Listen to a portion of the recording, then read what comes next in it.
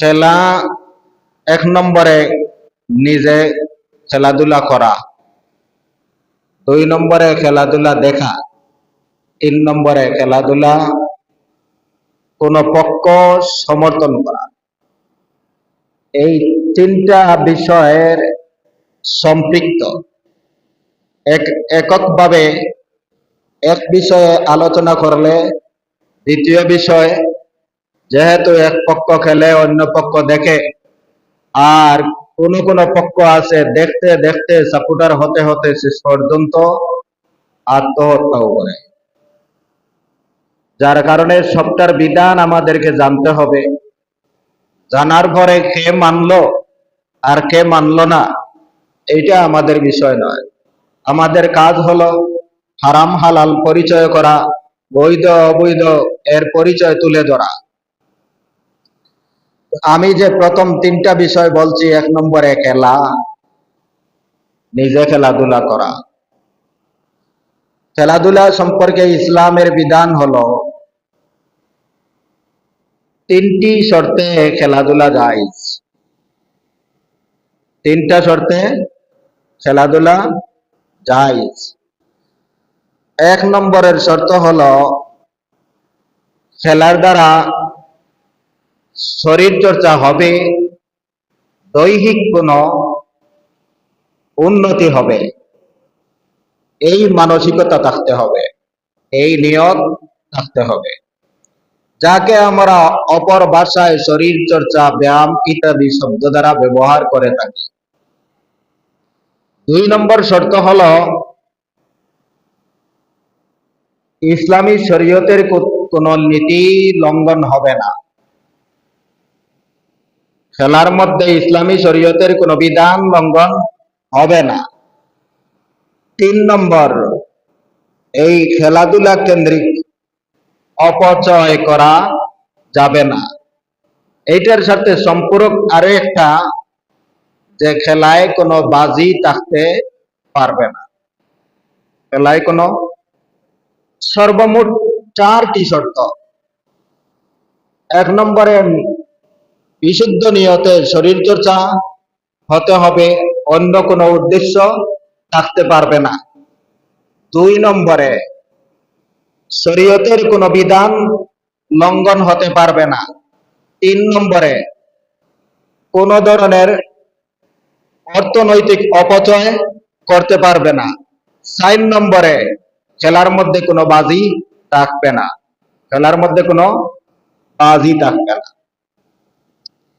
এই 60টির মধ্যে প্রথম যে শর্ত, শরীর চর্চা হবে, শারীরিক উন্নতি হবে, ব্যায়াম হবে, যে খেলার মধ্যে শরীর চর্চা পাওয়া যায় না, যে খেলার মধ্যে শারীরিক কোনো উন্নতি পাওয়া যায় না, এই খেলা সর্বাবস্থায় হারাম। সর্বাবস্থায় হারাম। যেমন আমরা অনেকে লুডো খেলি, ক্যারাম বোর্ড খেলি, দাবা খেলি, তাস খেলি, এই ধরনের কয়েকটা খেলা আছে যেগুলোর মধ্যে শরীর চর্চা নাই, ব্যায়াম নাই। এই সমস্ত খেলা চাই বাজি হোক অথবা বাজি নাই হোক, সর্বাবস্থায় হারাম। যেহেতু সময়ের অপচয়, শারীরিক কোনো উপকার নাই, শরীয়তেরও কোনো উপকার নাই, দুনিয়ারও কোনো উপকার নাই, আখিরাতেরও কোনো উপকার নাই, ওই ধরনের খেলাগুলা সম্পূর্ণভাবে হারাম। চাই দাবা বলেন, চাই লুডো বলেন, চাই ক্যারাম বোর্ড বলেন, যাতে কোনো ধরনের শরীর চর্চা পাওয়া যায় না, এই সবগুলা খেলা শরীয়তের দৃষ্টিতে হারাম। 2 নম্বর বিষয় বলছিলাম, যে খেলার মধ্যে শরীয়ত বিরোধী কোনো কাজ থাকবে না। যে খেলার মধ্যে শরীয়ত বিরোধী কোনো কাজ থাকবে না। যেমন একজন ফুটবল খেললো, ফুটবল খেলাটার আবিষ্কার ছিল মূলত একটা শরীর চর্চা, শারীরিক ব্যায়াম থেকে। এই খেলাটার মধ্যে দৌড়ানি আছে, শরীরের ব্যায়াম আছে, অনেক কিছু আছে।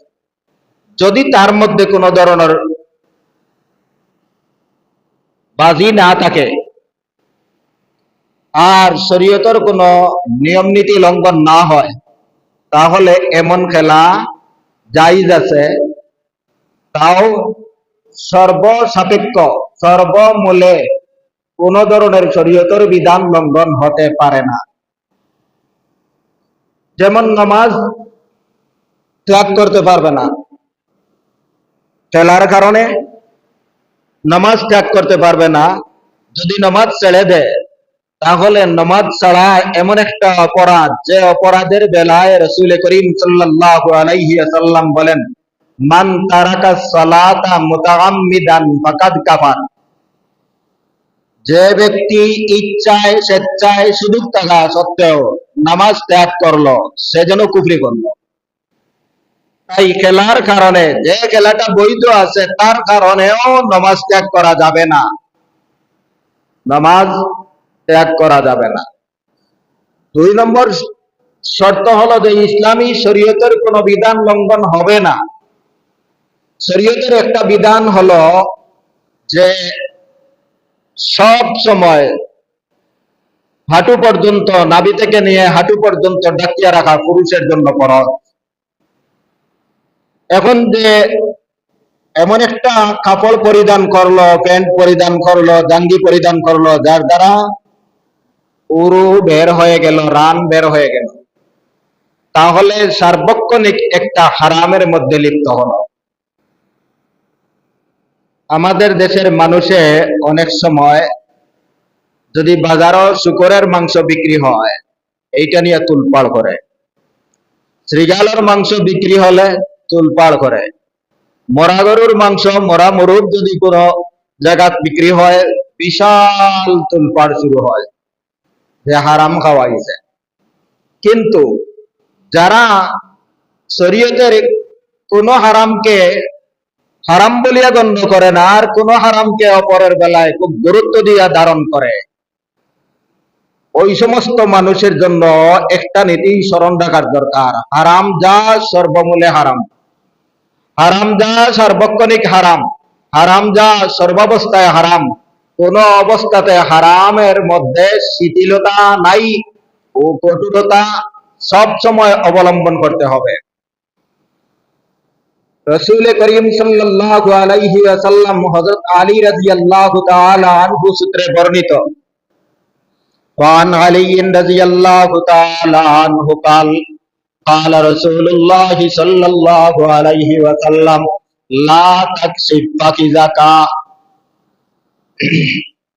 নবীজি হযরতে আলী রাদিয়াল্লাহু তাআলা আনহুকে বলেন, হে আলী, তুমি কোন সময় তোমার রান বের করো না, উরু বের করো না। চাই খেলার মধ্যে হোক, অথবা কোন কাজের কারণে হোক, অথবা ময়লার কারণে হোক, অথবা পানির কারণে হোক। অনেক সময় আমরা মনে করি যে ময়লা লাগবে, কাপড়টা হাঁটুর উপর উঠাইয়া নিলাম, ময়লা পানি লাগবে, কাপড়টা হাঁটুর উপর উঠাইয়া নিলাম, কাজের মধ্যে বাধা দিবে, কাপড়টা হাঁটুর উপরে উঠাইয়া নিলাম। আপনার এই উঠানিটা সর্বাবস্থায় হারাম। লা তাকসিব ফাকিজাকা, আলী তোমার রান বের করো না, উরু কোন সময়ও বের করো না। ওয়ালা তানজুর ইলা ফাকিজা হাইয়্যিন ওয়ালা মাইয়িত, আর কোন সময় অপর কোন মানুষের, জীবিত মানুষ হোক অথবা মৃত মানুষ হোক, তার রানের দিকে তাকাইবে না। মুর্দা মানুষের রানের দিকে তাকানো হারাম, হাঁটুর উপরের দিকে তাকানো হারাম, জিতা মানুষেরও হাঁটুর উপরের দিকে তাকানো হারাম। আমরা পাইলাম দুই পক্ষ, এক পক্ষ নিজের উরু উন্মুক্ত করিয়া সে হারাম কাজের মধ্যে লিপ্ত হলো, আর দ্বিতীয় পক্ষ আরেকজনের উন্মুক্ত উরু খোলা রান দেখিয়াও হারামের মধ্যে লিপ্ত হলো। ওই ব্যক্তি অর্ধ উলঙ্গ হইয়া যে পর্যন্ত হারামের গুনাহগার হয়েছে, আরো এক ব্যক্তি তার দিকে তাকাইয়াও সেই পর্যন্ত গুনাহগার হয়। তাই যে সমস্ত খেলার মধ্যে কোনো না কোনো হারামের আভাস আছে, সেই সমস্ত খেলা হারাম তো হারাম। আর